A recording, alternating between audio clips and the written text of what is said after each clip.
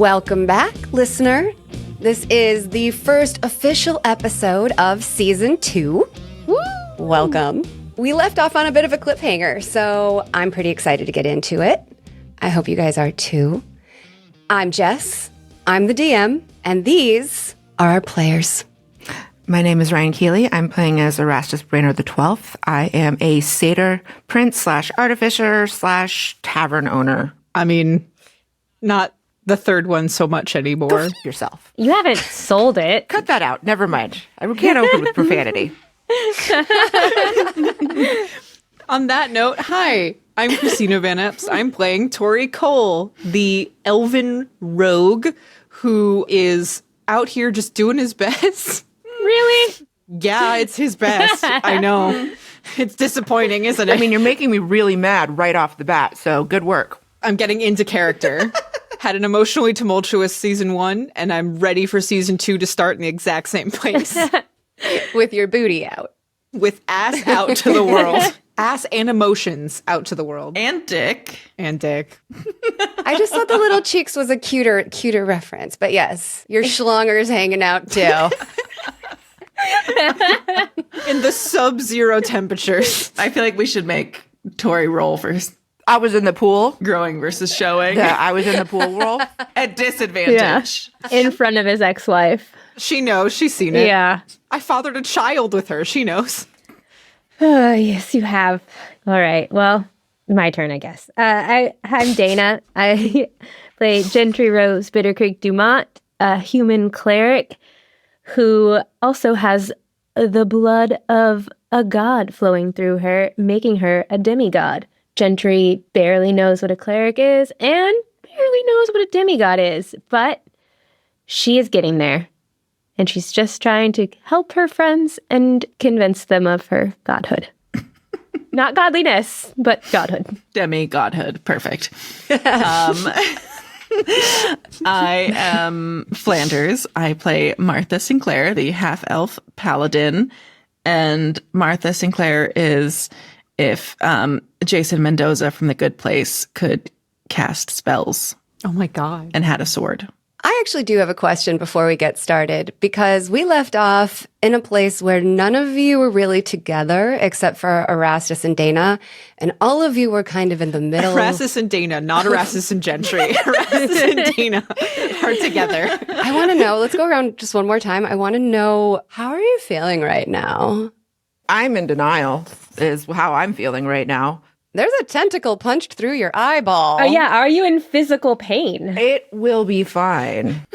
That's Erastus's first instinct is the eyeball gets punched up by a tentacle and he's just like, it'll be fine. It's totally fine. Totally fine. Now I can't see it. Now I can't see it. Doesn't exist. La la la la la la la. Erastus, no. God damn it. Ryan's going to beat me to creating Guy Fieri, the D&D character. I mean, shouldn't I just let it out like when you've got the shits? Does it want out or does it want to just eat you? I want to push it back in. You want to not push it back in? I just want to push it back in. Tohri is feeling stressed. I feel like that's an understatement. He's angry and there's just a lot of feelings happening right now. And he's also trying to just shove them right down in there and not deal with them ever because there's stuff he's got to do. You're all so healthy. Yeah. Gentry is feeling a little bit overwhelmed. Not going to lie. She just had to be worshipped, which is very uncomfortable for her, but also enriching. She does not know where half of her party is, but assumes it's probably not great. We stormed into the town with Sagan, and Sagan turned into a were-tiger, so I'm a little bit nervous about that. I feel like there's probably some uncertainty on if they're going to switcheroo again at any moment. For Gentry, she's not sure at what point this is all going to turn into a were-tiger bloodbath again. So she's a little on edge. And I feel like she's also about to see a tentacle out of Erastus's face. Unless Erastus is turned around, maybe I'm just like behind Erastus and haven't seen this tentacle situation. I do love the idea that Gentry is at just a bad angle. Yeah. Mm-hmm. Martha, we left you off alone in the scene of the dining room fight with your whip wrapped around Winter. Yeah, having the time of my fucking life. This is, like, honestly, maybe top 5 days of Martha's existence. And she still thinks maybe there's a chance she could marry Tohri out of this, which would just make it, like, automatic #1. Best day ever. And, like, what, Fox is going to officiate? Martha doesn't concern herself with those kinds of details. Politics and laws. I mean, I feel like they're probably pretty chill about, like, what constitutes a legally binding marriage. We do have a cleric here. I know. I am of the cloth of some sort. Oh, it'd be so good. It would be a lengthy ceremony, and she would relish it. Great energy to go into season 2. Fantastic. Mm-hmm. All right, well, let's get to it.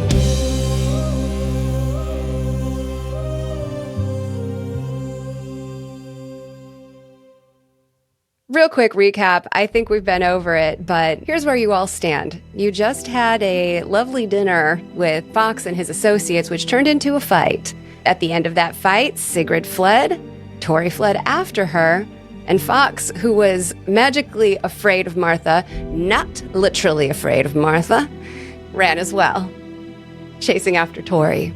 Gentry and Erastus, meanwhile, found the hostages that were left, the people who had not yet transformed into were-tigers, so the tribe, the cult, whatever you want to call it, was keeping them to find out if they would. You neutralized the threat at the church, and just as you were leading all of these saved people out to safety, Erastus got a nasty surprise from the Oblex, who punched a hole right through his face. His left eyeball is currently steaming in the snow on the ground. So, let's pick up with Tohri. Oh, okay. What? Tohri, you're standing there in a momentary silence, which is made all the more stark in contrast to the argument that you just had with your wife before she ran off into the woods in pursuit of Anvig. Mm-hmm. Give me a perception check. Is this to do with hearing or smell? Yes. All right. 24. You perk up your ears and you hear a little extra cracking, a little extra crunching, coming from the direction of the house you just fled. I cannot remember. Do I have my weapons on me still, or? All you got is a piece of chest armor, baby. And the totem, which I took off of Sigrid. And the ring. You stripped her of everything of value she had. Well, she took my happiest years, so I feel like it's, an equal thing here. So just a normal divorce vibe going on. I can only assume that he's probably still a were-tiger because he wasn't affected by the ring. What do I want to do? Ooh.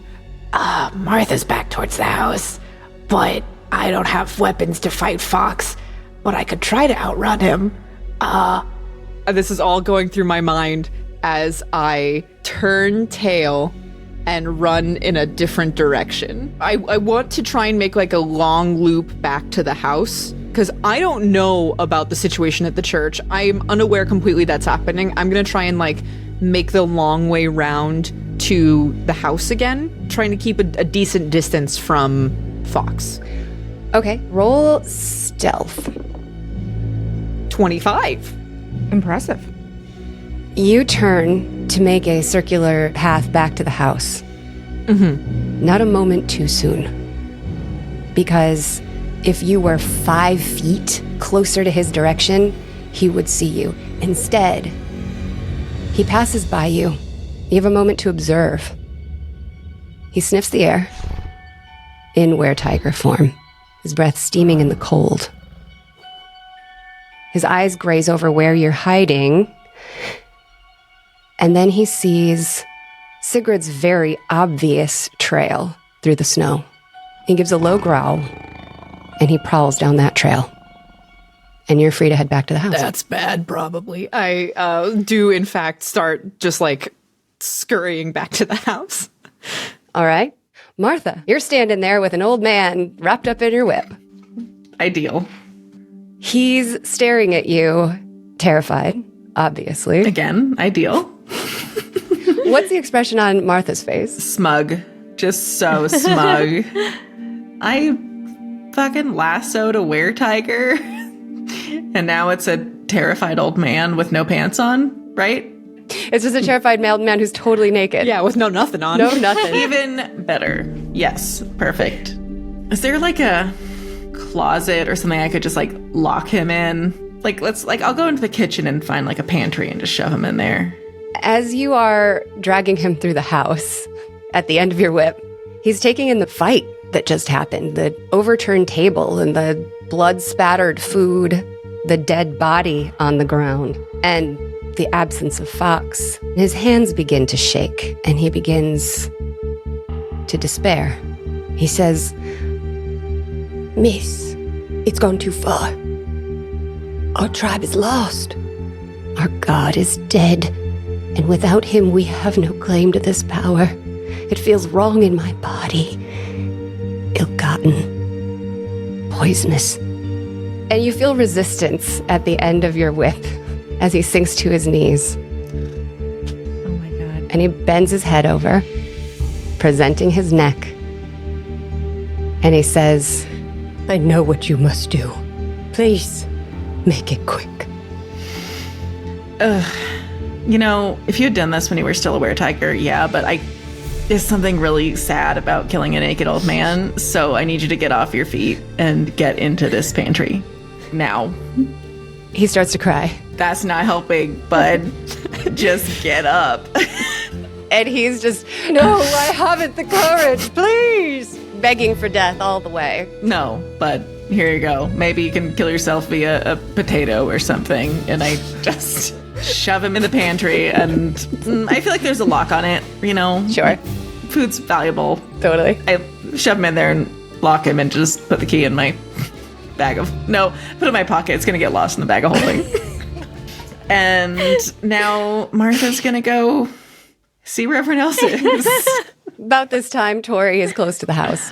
I'm heading back literally like in the way I came. I remember I busted out that secret side door. I'm assuming no one's closed doors after leaving this place. You broke everything down. Everything is broken. So I just head back inside, and I'm probably like immediately calling like, "Martha!" Hey, bud. Slide in. I imagine Tohri, not only is he wearing nothing but like the magic armor that he has on top and holding this wrapped up like totem bundle, but he's still like covered in gore, I imagine. Mm-hmm. Is the totem like the size of a baby? It's like maybe a foot tall and maybe 5 inches diameter. Okay, so like a baby. 5 inches diameter. Okay. Yeah, it's like, it's a fair size, yeah. Okay. Everything good in here? What happened? I think I scared everyone out of being were-tigers, and now there's a naked man who's like begging for death that I locked in the pantry because that was just sad, you know. Why didn't you just kill him? That doesn't look good in a pamphlet. I can't kill a sad old man who wants to die. I kill mean were-tigers that are trying to kill me, you know? You want me to kill him? You can try. I don't think even you'll be able to. It's like really fucking pathetic. Let me find pants first. Here, I'll hand her the totem. Martha starts like rubbing it and like seeing it, like knocking on it. She just rubs it and says, "I wish I was a were-tiger. I wish I was a were-tiger." Fuck, that might actually be how it works, though. We don't know. Do you want to roll investigation? I just want to rub. What is that, like Arcana? Yeah, go ahead, give me an Arcana roll. 11. You rub the totem, which is half stone and half gold. And as you rub the gold part, I'll be damned if it doesn't start getting warmer. Ooh. Martha doesn't know what friction is. Oh, she just doubles down. She's just rubbing harder and harder. Oh, amazing. I'm looking around for my weapons and pants. Your weapons are easily found in the dining room, and your pants are torn to pieces and laying underneath Orbo's dead body. Is there anyone's pants available? Orbo's got pants. Are they intact pants? Better than yours. All right, then I'll steal his pants. I'll loot the body for whatever he's got. You put on his pants and they come on around the waist, but one leg is missing and the other one is split on the outside. It's the hottest new look in Icewind Dale. It's very Hulk chic. Definitely weather appropriate. As long as the junk is covered, I think that's all that matters. I guess that depends on how much junk we're dealing with. And which side it goes down. Is this John Hamm level junk? Because, you're wearing cutoffs on one side. Wait, what are we supposed to know about John Hamm's dick? What's that? Huge. Really? Hog. Sorry, is it just like universally known that John Hamm has a big dick? Google John Hamm sweatpants. Yes. Dana, I need to see your face as you Google this. You need to Google this right now. Yeah. We'll pause the game. I need you to kind of tilt your head up a little bit more so we can get a better... Okay. Yes, thank you. John Thank you. Hamm. I was just watching, I'm watching Fargo with his nipple rings, and He's so good in that I'm show. only on episode 3, so no spoilers, but I'm waiting for the moment these good. photos load. Right? all right, okay. Is he wearing underwear or no? It's down his leg. That's why cutoffs could be problematic for John Hamm. It's down his leg. Yeah, he had to pick the name Ham because he's got a fucking hog. I think I'm blushing. Oh, fantastic. Oh my Okay, we can resume. Christ. Face play of the game. Just bookmark that for later. It's fine, Dana. Turn the heater off. Yeah. So, Tohri, you are bepanted. I am pantalooned, and I've got my weapons back. So I will immediately then go over to Martha and say, "Stop that!" It's getting warmer. I think I'm close. To what? To making it climax? Like, what are we at here?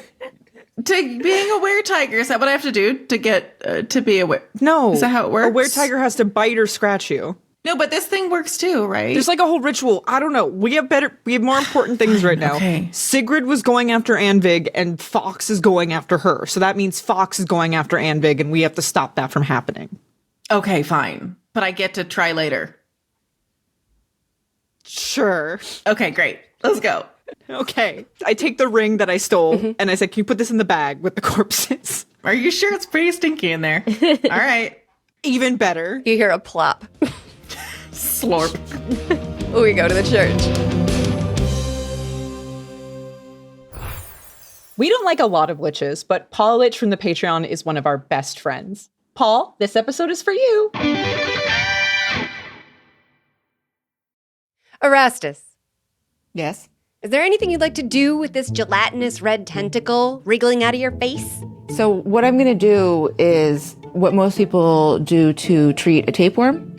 And I am going to take a crossbow bolt and I am going to wrap the tentacle around the crossbow bolt and start gently pulling the tentacle out, just kind of trying to, stretch it out like you do with a tapeworm and just be like, come on, let's get out of there. It's not your home. It's not your home. It's time to move along, buddy. Time to move along. This is the worst. And so now I'm going to have a crossbow bolt kind of like tension smack to my head as much of the old blood as I can get out. Most traumatic thing that's happened. I think Gentry Rose does see this happening now and is speechless for the first time in a very long time and is just like jaw drop and it tilting her head like, what the fuck is happening? Erastus, what is happening to your eye right now? Do you need help? Well, my eye is over there on the ground, and if you could pick it up, that would be great. I do. I pick it up. Erastus, you hear in your mind, I cannot be manipulated. I've seen every aspect of your mind. it's fighting you around your little stick contraption while it's talking to you. I know what you are. Roll dexterity. 6? I thought I was better at handling tentacles. The oblex slips along your fingers and your stick and wraps its tentacle around your arm and kind of tries to bind it like a chicken wing as it moves down your body. Oh, I'm into this. I'm just letting this happen. It's now its turn. It slithers all the way down your body, down your leg, around your waist. Oh. Oh. From your eye socket, just slithering down the entire length of you to the ground. And it begins to try to move away. It's now your turn. I mean, it's just trying to leave? Okay. Bye, little buddy. I'm a little disappointed we didn't get more intimate because I may or may not have seen some hentai at a point in my youth and was hoping for a La Blue Girl moment. But it's cool. It's cool. I mean, you were inside me, and that's something. And I wave. Okay. And you wave. I love when we've just thoroughly stumped the DM and she's like, well, I don't. Okay. Gentry, what would you like to do? I am going to cast polymorph on it. I want to turn it into a small slug. Okay.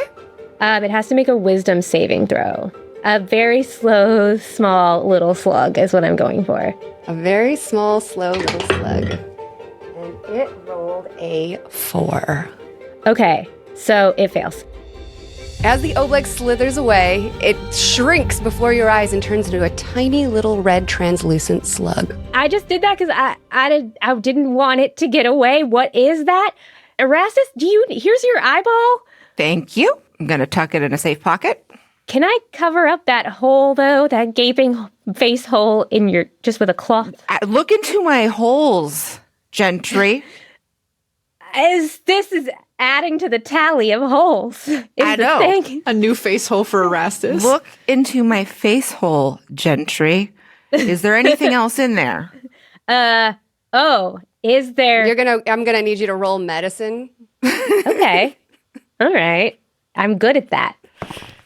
I have been better at that in the past, but it is a 16. You peer with trepidation into the empty eye socket of Erastus. I hand her my headlamp just so she can really get a good look-see. Do you use the red headlamp? Uh-huh. Is there anything else in there? I don't see anything, but You see very concerning looking tunnels in the soft tissue of Erastus's head. do I know if that's how it's supposed to look in there or not? Is that an arcana? No. How is he still alive? This is like the worst kind of weird Phineas Gage situation right now. That is another 16. Do I know if that's what it's supposed to look like in there? You have a pretty strong suspicion it's not. Okay, Erastus, you have what looks to be tunnels inside of your cavity. Okay. Like there maybe was, in fact, this creature tunneling through your brain. That can't be good. I don't actually know if my healing can go that far, but we'll give it a whirl. Meanwhile, I do want to catch this little slug guy. Can I walk over to him and stamp on him with my little hoof ski? Sure can. I'm going to stamp right over to him and I'm going to smash him with my little hoof because he did not fulfill my Urasaka Doji fantasy. And I would like to splatter this little fuck. You stamp on him with your hoof, and he instantly retransforms into the giant Oblex and engulfs your hoof. Aww. Oh no, maybe he's into foot stuff. It feels like you're standing in the middle of a warm pool of pudding. Okay. Oh. I wish I had toes I could wiggle, but I have hooves. This is catering to a demographic I don't like. Welcome to season 2. Nope. I just want to say that I Seduce the Dragon likes all demographics. We don't yuck anyone's yums, and Cristina has to take that back right now before we lose Patreon subscribers. Welcome to season 2. Have you already formed a parasocial relationship with us? Good news. We're getting into pudding kink. I'm sorry. Pudding kink is my new thing. Is that a thing? It is now. When Ryan Keely asks, is that a thing? You know you've struck comedy gold. The next big niche. We're going to get in on pudding kink on the ground floor. You're gonna have to come to us. Ryan, roll strength. None of these words are in the Bible. I can add them. To the Bible? 16. I'm just imagining her breaking into churches and scrawling pudding king inside of Bibles. With your 16 strength roll, you step on it and it can't move. It's squirming underneath your hoof. Ooh. It's time to face what you are. Lonely. And it punches you in the dick. Oh! It's a pseudopod attack. We get 2 of them. Double punch. That's a 17 for the first one. And a 22 for the second. It hits you twice in the junk. I don't like that at all. I would like to fucking murder this. Can I cast this? Oh, I don't have any spell slots. No. Did Erastus take any dick damage? Yeah, I'm about to roll damage. How much hit points do you have? Currently 40. It does 10 bludgeoning damage plus 2d6 psychic damage. The emotional toll of the dick punch. That's 22 damage for the first dick punch. For one dick punch. When you're at half health, this condition is called bloodied, which means that you're actively like bleeding out. So you got bloodied by a dick punch. Yeah, no, I would need an dual orchidectomy. Orchidectomy? I just learned. Never. How much emotional damage do I take? This is the worst day for Erastus on record. And the second hit is 11 bludgeoning and 9 psychic damage. You're unconscious. You're not dead. You're unconscious and bleeding out. On your next turn, you're going to have to start rolling death saving throws. So I don't think that you've ever had to do this. No, I have not. When you are unconscious, if you've been knocked unconscious, if your hit points are at 0, you have to start rolling death saving throws as you start bleeding out. If you fail 3 death saving throws, which is you roll below a 10, you die. If you succeed in 3 death saving throws, which is you roll 10 or above, the bleeding stops and you are stable. And then someone can come around and heal you and you'll be fine. So you just don't fail. Thumbs up, buddy. Yeah. And you will roll them on your turn. I'm just going to touch Erastus and cast Spare the Dying. Do you want to do that now? Yeah, I'm going to go ahead and do that now. Immediately. Okay. You crouch next to Erastus and you cast Spare the Dying, which means he no longer has to make death saving throws. He's stabilized. He's got 0 hit points, but he's not dying. And I whisper, "You're welcome." And the Oblex reaches up and oozes around your neck and it whispers, "Let me in." Me? You. Oh, I'm not going to let that fucker in. No way. Let's cut to the other people. I got this. Cristina and in Flanders, what are you doing? We don't know they're in town. I think since we don't know the situation that's happening and we don't know where Anvik is, I would be following Sigrid and Fox's tracks in the snow towards wherever they're going. Because I'm assuming they know where she is. So the both of you are following those tracks? I'm following Tohri. You follow the tracks through the woods, past where you had your altercation with Sigrid. And you come upon a clearing. It's uncommonly quiet. Ahead of you, you see an unmoving shape in the snow. The inert form of Sigrid on the ground, collecting snow. Like dead? There's blood scattered in the snow around her.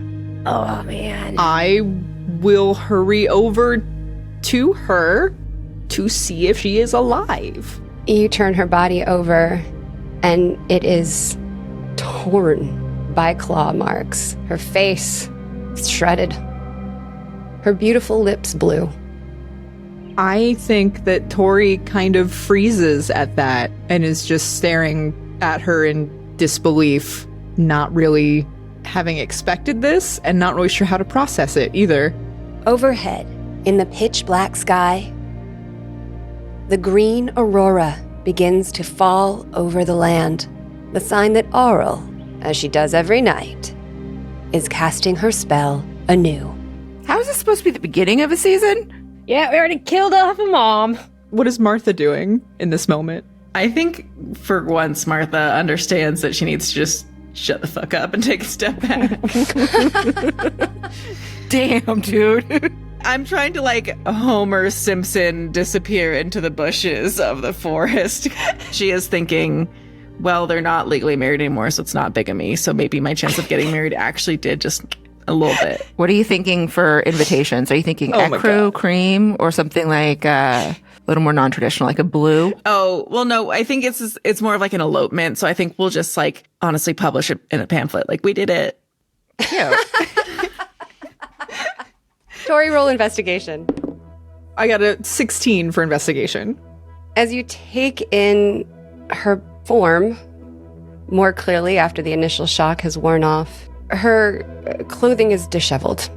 She's been searched. He was looking for the totem. Got it. I look to Martha and I say, magic weapons. Can you do that right now? Can you give me magic weapons? I thought that was Tohri trying to cast a spell, and he just said, magic weapons! Magic weapons! No. He turns to her and says that. That's not how magic works. He doesn't know. Let him be. Yes, I can magic weapon you. Do it. Which weapon? Short bow.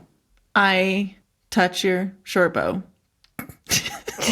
For the next hour, you have a +1 bonus to attack rolls and damage rolls. And then I just say, I'm gonna go kill him. And then I just start turning and running after Fox, where I think Fox went. There's a kind of mania in his eyes that you might not have seen before. No, and I just run after him because I'm Ride or die. ride or die, exactly. You gotta get your man. Probably die, but that's fine. Okay, you chase after Fox. You can follow his trail easily. He's not hiding it, and he is prowling dangerously toward the church. You're tracking him in a trance, fixated on murder. I also don't think I'm waiting for Martha, and I think I'm just running. It's fine. I'm still just gonna be on my way. He comes into your sight. I'm gonna fire at him with my bow and arrow. All right. Bonus action, I'm gonna steady aim. So I'm gonna fall to my knee in the snow and brace myself to give myself advantage. And I'm going to try and shoot him with my now magic short bow. You are 40 feet away. Roll to hit. Natural 20 Hell yes. for a total of 28, I think, because of the +1. Yes. Hell yeah. Amazing. Roll your damage. 41 magical piercing damage. Nice. Attaboy. That's great. That's so smart because he was immune to piercing damage until you did the magic weapon. I know, and that's because I am also a weretiger, so I know that they are immune to non-magical damage, and that is why I had her do it. You shoot your magic crossbow with precise aim. It impales his shoulder, going all the way through. That's going to have the attack on one of his 2 attacks. Oh, snap. Excellent. And he turns, matching rage with rage. And it's on. Back to Gentry and Erastus. Erastus is still unconscious, but not dying. Gentry, your answer was no. What was the question? Let me in. I say, no, that's not going to I'm not letting you into any of my orifices. And you know what? One of us is going to be squirting, and it's not going to be me. And that is a vicious mockery. And so I'm going to try and do the vicious mockery on him. Oh, 16. It gives you a wet willy. Slithers down off of your body and then starts to slither off into the snow. Erastus seemed cool with that. Him just kind of going away. On its way down, it's going to eat memories on you. Oh, I like my memories. Give me a DC 15 wisdom save. 17. You pass. It just slaps you with its wet, sticky tentacle, but nothing happens, and it makes an escape. Where is Sagan? He is back beside the church. Everyone has stood shocked, watching what's transpired, but they don't know what to do. They are freezing their asses off right now, to be perfectly honest. Anvig will approach you, Gentry, and then look down at Erastus and say, is he dead? No, he's fine. Here, I tap him again. I will cast Cure Wounds as a tappy tap one. Yes. Cure Wounds is the tappy tap I'm one. going to do that for 13. Erastus is healed for 13 health, and he's conscious again. We're going to have to talk about that. Wrap your face up. These nice people don't want to see your holes, please. And how are you, sweetie? Are you See, he's not dead. He's fine. I am going to rumble in my pouch and start crafting myself a leather eye patch. And I'm going to look real sad because my feelings are hurt. It's gonna look so badass. Right now? It's an artificer. Got a craft.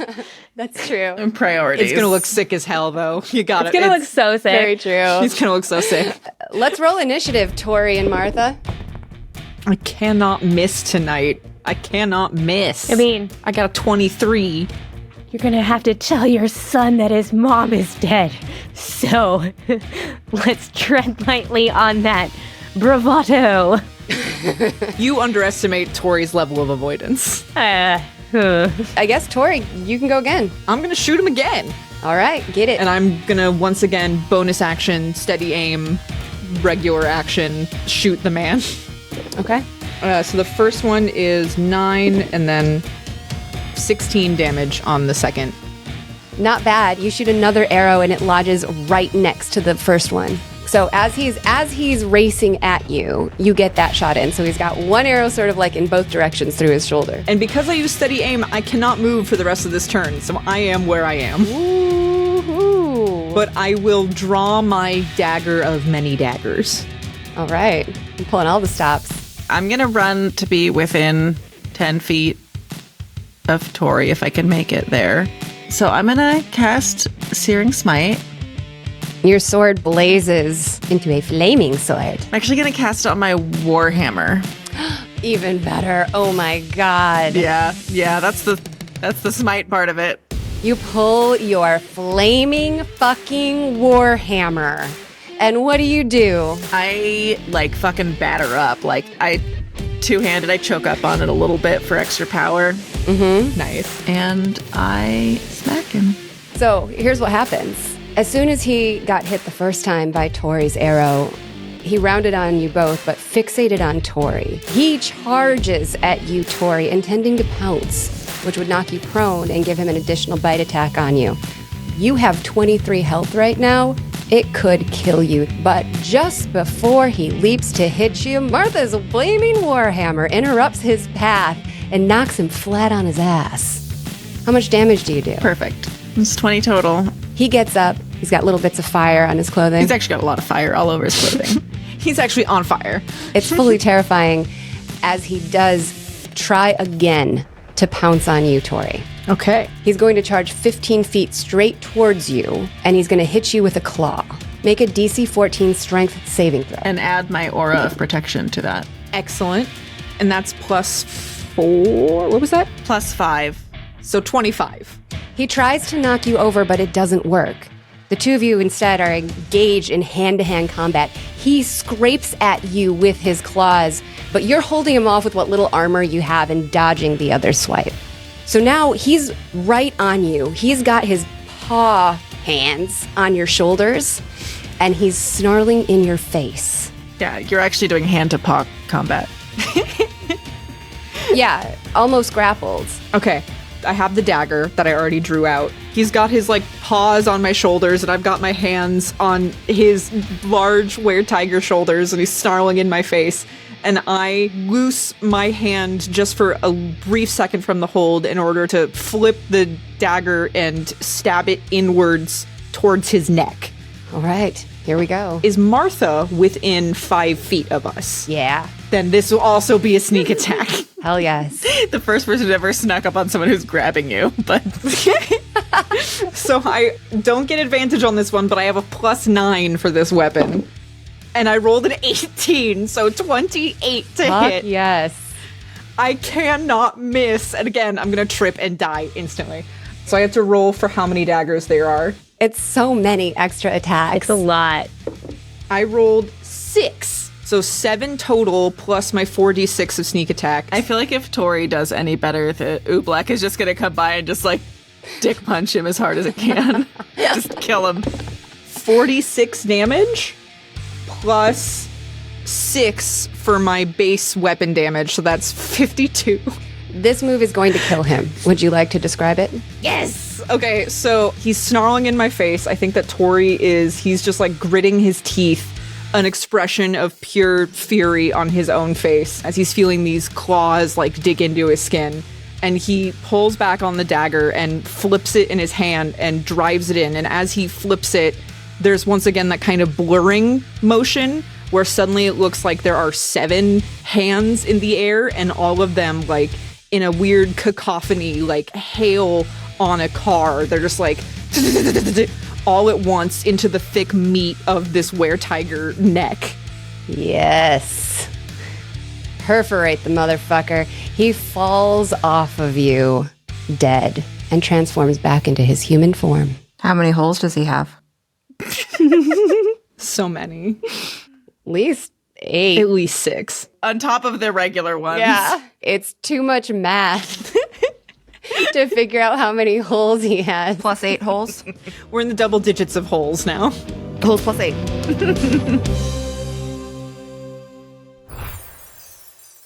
This episode was brought to you by Quantic.com. Quantic Bank is a fully digital CDFI bank that is basically all the benefits of a credit union, but you can be from anywhere.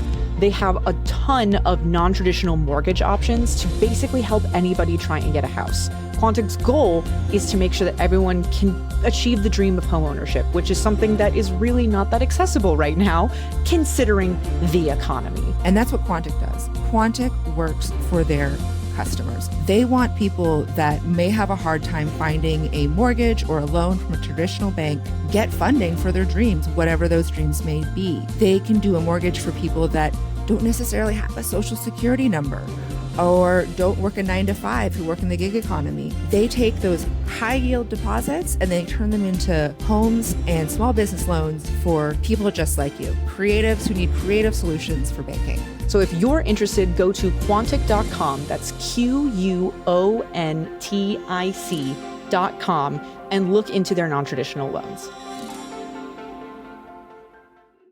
You're out of combat. Tohri takes a second to catch his breath and stares hatefully at Fox's body. And then I think he turns to Martha and says, "We cannot let Sagan know she was here." Okay. Do you think Sagan's rowing around somewhere? Should we get him before he sniffs her out? I will deal with her if you go back and deal with them. Do you want the bag of holding? Sorry, Martha's not giggling at that. That's Flanders that's giggling at that. Yes. Hand him The corpse bag? the corpse bag. Thank you. Also, I feel like Martha like holds up her warhammer and goes like and blows it out. I think with genuine sincerity, Tohri would, like, as you're handing the bag over, he holds Martha's hand and he does say, "Thank you." Martha just turns beet red. Like Dana looking at John Hamstick. Yeah. Tohri sincerity is to Martha as John Hamm's dick is to Dana. Dick is to Dana. So it's a little surprising, pretty exciting, not quite sure how to handle it. And Martha runs off to town, but keeps that warhammer ready because there's tigers in them dark woods, hills, town, whatever it is. So you're going to the town? You're not going to the church? Oh, is the church not in the town? Well, it's kind of in the opposite direction. Like, it's on the outskirts of town and you're... The church that doesn't want to have to follow the, like, Yeah. city ordinances. Mm-hmm. All right, yeah, Yes. I run to the church. Hallelujah. You arrive and the scene is sort of a bit of calming chaos. What's going on here, guys? I'm pouting on the ground, Yeah, putting my eye patch together and attaching it to my face. You just see a gaping hole where Erastus's eye used to be. oh my god, Erastus, did the weird tigers get you? Are you going to be okay? Of course I'll be okay. I've got my eyeball right here in my safety pocket. I pat my vest. Don't pat it. Don't pat it. Don't pat it. Are you going to Roll turn? strength. Oh, no. No. Oh. You want to roll low. Oh, no. 5. All right. You gently pat your vest. Oh boy, I look cool with an eye patch, right? I had a secret inside me. you're full of secrets. Erastus, but if a were-tiger scratches or bites you, doesn't it turn you into a were-tiger? do we have to find? No, he had a tentacle creature, like a squid octopus situation, crawl out of his head, and now there are tunnels in his brain.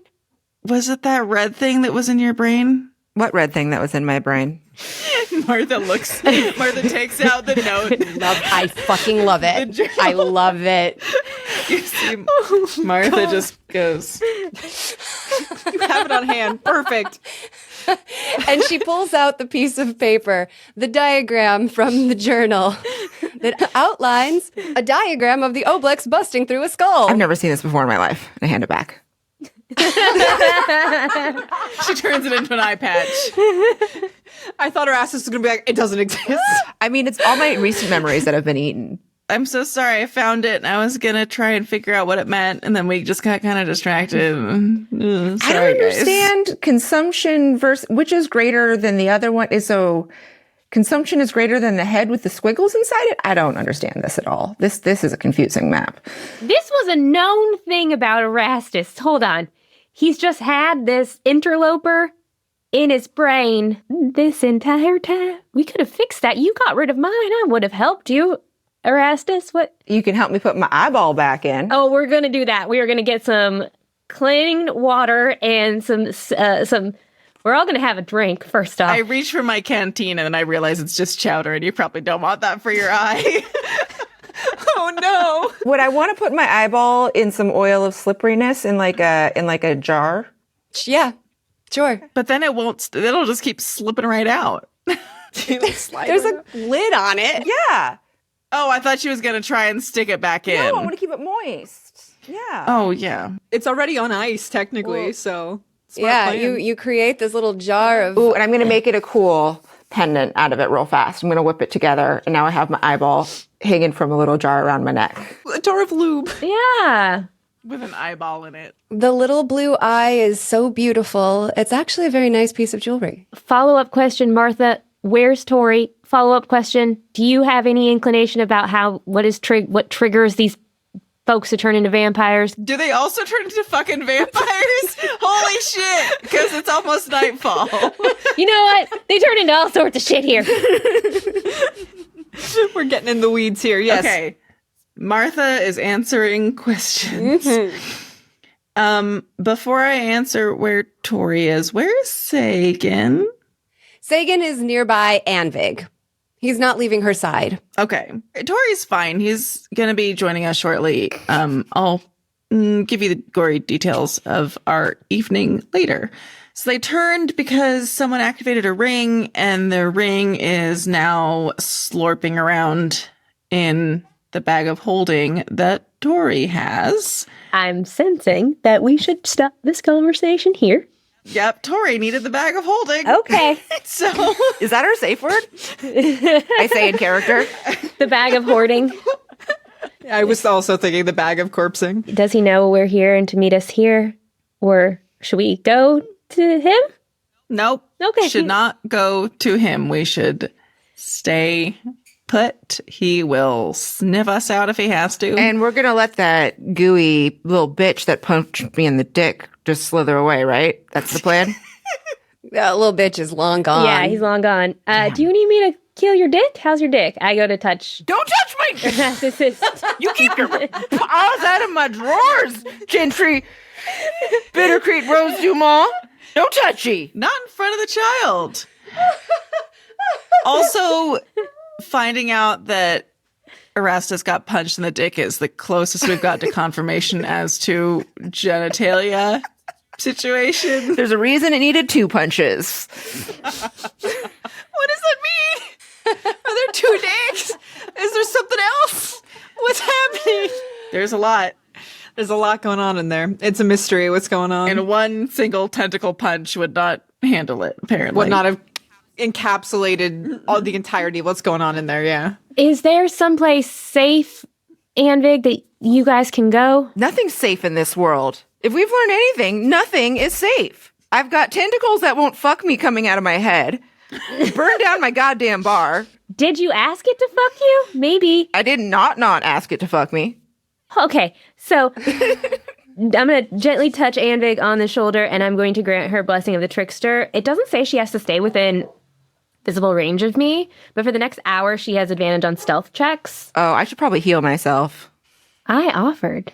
Yeah, he wants to healing touch himself. Yeah, exactly. I definitely don't need to touch the exact boo-boo spot, but I do like the idea that I would just give a little tap. A little cup. Yeah. Did I get fondled with some healing? I can if you're into it. Or you consent to me. Fine. Do you consent to the healing ball fondle? Yes. Yeah. Yeah. I close my eyes and I stand stoically, crotch forward. Did you say stoically? Crotch forward. Did you say crotch forward? I'm writing that down so I can put it verbatim in the notes. Ryan, Keely, can you please stand up and demonstrate what a stoic crotch forward's? Oh, that's pretty stoic, and it's very crotch forward. Thank you for this illustration. I heal you for 9. Woo! I might survive another day. I would like to divinely and in a very Gentry way encourage and Vig to seek the safest shelter they can find. Also, we do need to get some of her blood. Ooh. That is why we're here. Erastus perks up. But I feel like, should we be having that out here amongst the townsfolk? No. Why don't we head back to camp? I have a very nice camp that I made. Sagan steps forward and he says, Miss Gentry, why can't we come with you? This is obviously not a safe journey, and you're going to get hurt. We need you to grow up to be a big, strong hero, and you won't do that potentially with us because you're still just a little guy. So you need to stay here. You need to help protect this town and take care of your sister. Isn't this town full of were-tigers that aren't even my family? So we've got that cool token that Miss Draga, she talked about. So we can undo a lot of this were-tiger stuff, and your town's probably going to be pretty good again. And Vig steps forward a little closer to you, Gentry. Mm-hmm.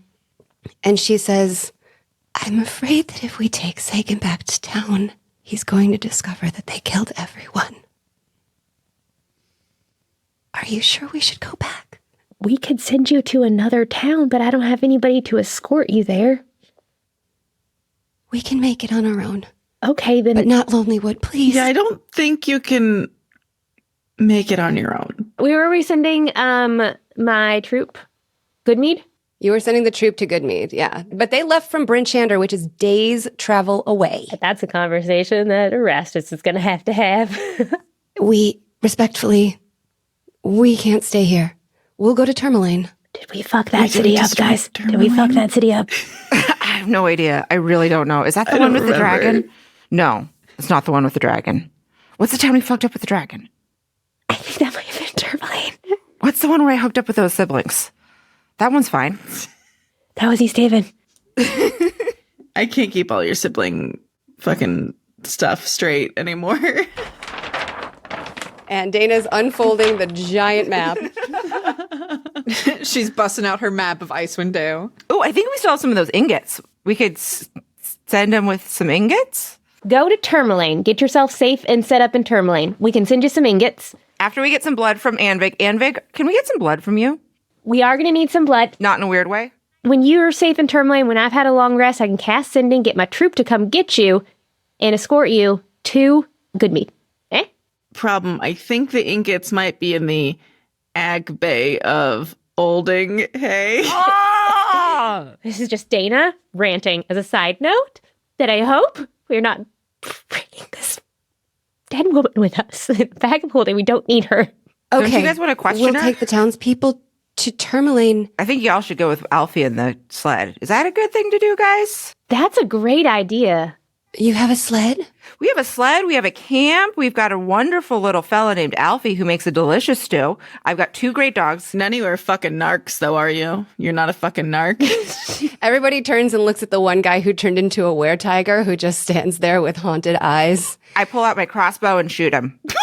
Okay. That guy's dead. Come on, everybody, follow me. Yeah, I guess you guys want to come back to camp with us. Which now, after Erastus just killed somebody in a very casual manner, I guess you guys want to come to camp with us, sounds like a threat. Well, You guys are the fucking worst with people. Come on, everybody, follow me. I grab Anvig's hand, firmly and I start walking towards camp. She snatches Sagan's hand and she's following you, obviously. Tohri, what are you doing? I go back to Fox's body first. Oh, rumble those pockets. I am absolutely rumbling the pockets of Fox's body. What you find? Get anything Yeah. He's getting so rumbled. You find a couple of magic weapons. All of his clothing is magical so that it transforms with him. Oh, that's handy. And in his satchel are 4 cookies imprinted with the number 8. I eat all of them. Not really. I do not. I do not. Like, you're now a level 32. Could you imagine? But you have to make the noises 8 times. Every single cookie. Yeah. I will collect all of his things. I'm going to strip him bare ass in the snow. And just for the indignity, I'm going to leave his body where it is, just in the woods, Nice. naked to the elements. And I'm going to march over back to where Sigrid was. Aww. And I think for her, as much as she infuriated me and as much as she hurt me, I think I do give her a little more care, carefully packing her into the bag of holding. And before going back to, I might as well do it all at once. I'm going to go back to the house, the speaker's house, and I'm going to find the pantry where that guy was locked in. Is he still there? First question. Well, the pantry is locked and Martha kept the key, so you're going to have to break him out. But yes, he's still there. Or as a rogue, I can pick the lock. Oh, yeah. Okay. That's a thing that I'm hopefully very good at, so. Roll lockpicking. Okay. I rolled a natural 1. Shut the front door. Shut the pantry door. And the whole time the man's just like, yes, please kill me. Please kill me. And it's fucking up your ability to pick a lock, I guess. And I think my hands are shaking a little bit as I'm doing this, and I finally just get so frustrated that I do just rip the door off. Stunned old man, naked, sitting there inside the pantry, cowering. This is Winter. Was he the priest? Gosh, you're smart. So I turn to Winter and I say, all of that shit with the totem, explain to me how it works. The totem is our conduit to our god. We reached him through the totem. It was a direct link to him. But your god is dead. I don't know what's happened with the power since Paka died. His blessing is now dangerous, corrupted. It consumes us. Don't you feel it? Anything useful that you got, say it now. Any information that would be relevant to this never happening again. We're lost. Our god is dead and we continue to live somehow without him. None of this is useful. Start saying useful things now. What do you want to know? I think I just look down at this guy in disdain because I don't even know what I want to know. I don't know how magic works. I That's true, you don't. draw my sword. He cowers. I just stab him. I just stab him in the chest. A momentary peace crosses his face, and he locks eyes with you. Gratitude. Before the light leaves his eyes and he slumps over. Can't believe you killed my pet naked old man. You were going to lock him in there and leave him to die. We'll make you another one. What was he going to do? Starve to death? As I am holding Anvig and Sagan's hand walking back towards the camp, I explain to Anvig why we need a little bit of her blood so we can cure the were-tiger disease in Sagan and possibly her father, and ask if she's willing to provide that for the spell. Thank you. I was like going to say we can probably just ask her. And I have this conversation quietly as we're just headed back towards camp. Roll charisma. Oh, seriously? Wait, no. 6. Oh, Sagan's going to stay aware of Tiger because of you. Can I help? How would you like to help? I see them talking. They're like a little bit away, and I just smile and like do like a nice, comforting, divine sort of nod to Anvig as I like smile down at Sagan. Can I cast Flash? Okay, you can do that, and you can cast Flash of Genius. So, Gentry, your efforts, you touched their hearts with a bit of your godliness because Anvig is a follower of yours. So you've got a little bit of influence. Goodwill. So go ahead and roll charisma with advantage and add a d6 to the result, Ryan. So that's 24? So 24, Anvig walking next to you. She furrows her brow in concentration and she looks down at Sagan, who's holding her hand, but his face is solemn. And she says, "Of course, if it'll save my brother, I'll do anything. How are you going to take the blood, may I ask?" We're going to make this real comfortable for you. I have either a vial or a water skin, however much you're comfortable to donate today. And, I'm sure I've got some whiskey back at the camp, and there's no shortage of pointy items around. So whatever the lady likes. She's processing that, and you're approaching your camp, which is empty, except for Skara. She stands up as you approach, and she says, "Your little man was dying of cold. I took him to my den. I've been waiting for you. Follow me." Yeah, I'll do an insight check. Also, we got Tohri's got to know where we're at, so we got to leave a note or something. An insight check on the den. But I like Skara. That is 15. She seems a little annoyed, but other than that, she's sincere. Is my sled gone? Where are my doggos? He would not leave the dogs behind. I tried to convince him. Can someone send a message to Tohri? Cannot. Can leave a note. That's about it right now. Oh, I can cantrip. I might be out of range. Oh, yeah. I'm out of range. Gonna have to leave a note. What does your note say? Tohri, have children. You opening with the "I have your children" line? I don't mean to be intimidating. I have your children. Actually, no. I'm going to do the thing that I can enchant an item that leaves a message. Brilliant. Yeah, I was going to ask. Like, you can leave. It's like a voicemail that you can leave. Magical tinkering. Look at you knowing your character shaped. You sexy nerd. Getting there, baby. Season 2, it's a whole new Erastus. Hell yeah. Yeah, because Erastus is the one that's been the issue. Whole new Erastus with a whole new hole. New season, new hole. Perfect.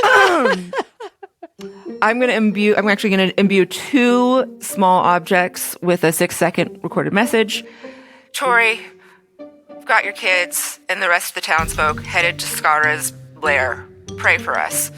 And I'm going to leave one there, and then I'm going to catapult the other one in the direction of town.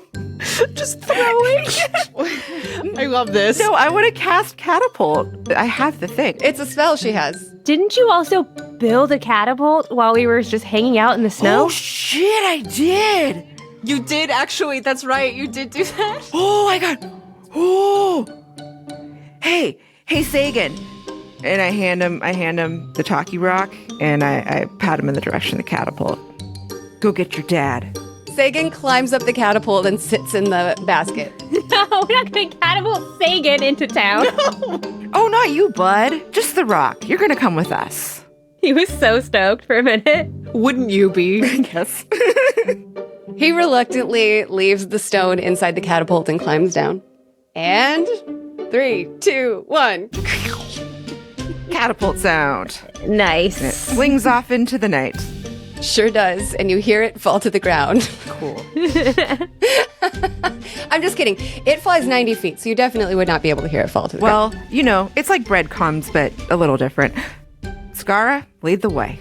Tohri, what you up to? So I'm going to put Winter's body also in the bag of holding if it will fit. By the way, there is no dignified way to put something in a bag of holding, a body in a bag of holding. There's a method to this madness. We're going to question the body later, okay? Better hope opera if that's Bill. Or we're just hoarding bodies. Can I put a 4th body in here, basically? Sure. All right, cool. I load up Winter, and then Lonelywood, famously, as well as being a logging town, is also a fishing town. Correct. I am going to go towards the lake. Okay. Is there a boat around? Roll perception. It's a sight thing. I can't smell a boat. That's so sad. 21. With a 21, something seems unusual. Okay. You stand at the edge of the furthest dock, and you see, not 10 feet away, a large patch where the ice is much darker than everywhere else, much thinner. And there's a strip of red fabric stuck in the ice. Okay. I'm gonna cautiously walk up to that and see what's good. A roll investigation. 21. You tug at the piece of cloth, and you see that it's attached to a whole shirt, a blood-covered shirt, attached to a body that's floating beneath the surface. We can't fit anymore. This hole is large enough to have disposed of many bodies in the recent past. Do I recognize the face of the person under the ice? You do. Sounds about right. Who is it? Probably just a guy who lived here. Okay. I think the whole town is in this lake right now. Oh, man. Okay. Would I know how deep the lake is right here? Yeah, it's fairly deep. Okay. What they did, or didn't do, I should say, what they did not do is they did not properly sink the bodies in the lake. Amateurs. And I am not going to make that mistake. So I'm going to go back to shore and I'm going to find some big ol' heavy rocks. What's 4 more bodies in the lake? I'm gonna meticulously tie them up and sink them into the lake. Wait, didn't we want one of those still? Oh, no, that's true. We did want You're one gonna of have to dig around now. them. Well, I'm gonna have to pull them all out anyway, so I'll leave, what's his face, Malachi. I'll leave him in there. There's nothing dignified about keeping a body in a bag. Well, we gotta question him some more, I think, about Mr. Bingo. So I'm going to lay out Winter, Sefik, and Sigrid on the ice, and slowly, one by one, I will tie them to rocks, and I'll break a hole or cut a hole in the ice, and I will sink them in the lake. I think when I get to Sigrid, I linger on that one a little longer, but it doesn't feel like there's anything really to say, because Tohri assumed that she had died a long time ago, honestly. And the fact that she's dead now hurts, but he doesn't think that talking's gonna fix it. So he, in complete silence, just ties her up and gently, again, lowers her into the water and lets her sink down into the lake. The rest of you with the handful of people from the church. You approach Skara's den, which is a snow-covered set of caves in the woods. There's a glow from inside. Someone is maintaining a fire. And Erastus, as you walk in, Roke and Rococo absolutely maul you and knock you to the ground, licking your face. I am delighted. I'm wrestling and squeezing. Giving him kisses, on the mouth kisses. I'm gonna hang up out and wait for Tohri to get back, though. Tohri, are you doing more? You have more business in town? I think he's just trudging back. Okay. You approach the cave. I do. If it wasn't obvious from the trail of 10 people crossing through the snow, it's obvious from the light emanating from several openings from this system of caves. And out front, backlit by this glow, is Gentry. Hey, How you doing? fine. Erastus died. I'm still here. Like, actually? I'm still here. No, he's fine now, but he did die. Sometimes I can still hear his voice. Yeah. He had a tentacle in his head, like a squid thing. Came out, ran around. What? It's actually not dead, so that's a thing. Where are they, by the way? Martha and Erastus. I'm snuggling doggos. I'll go up and I just kind of like nudge Erastus with my foot, my bare foot. Am I into it? That's up to you. I'm sorry. No. You tell us.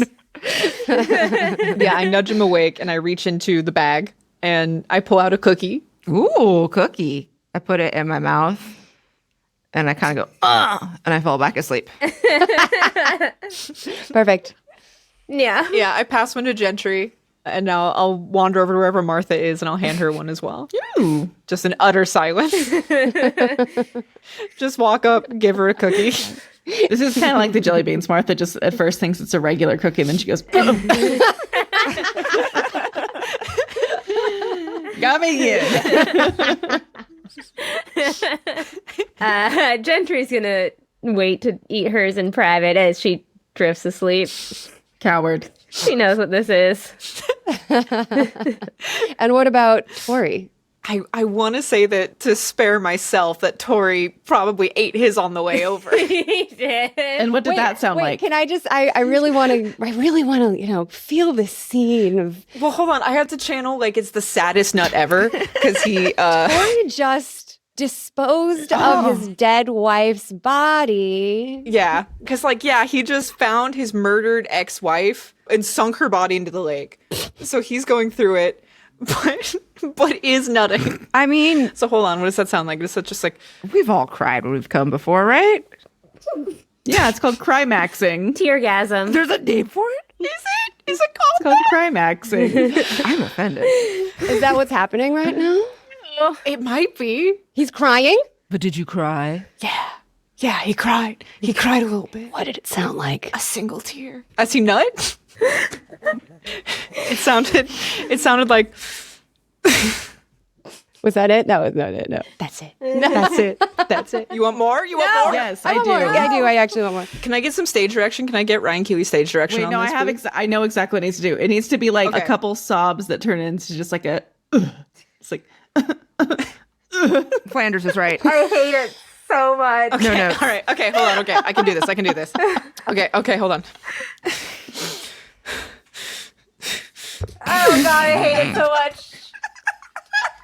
There you go.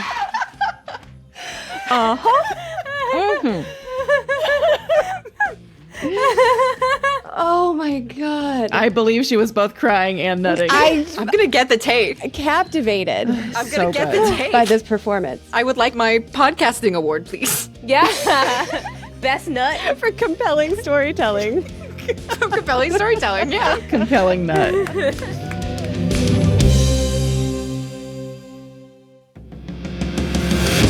Thank you so much for joining us for our most recent episode of I Seduce the Dragon. Yes, we're here on YouTube. I hope that you are subscribed. I hope that you have given us a thumbs up. I hope that you are commenting and involved. And if you want to be more involved, go to our Patreon. It's full of bonus content, past episodes, pre-season episodes, and a whole lot more. It's $5 to be our best friend, and that's a dang good deal. I hope to see you there.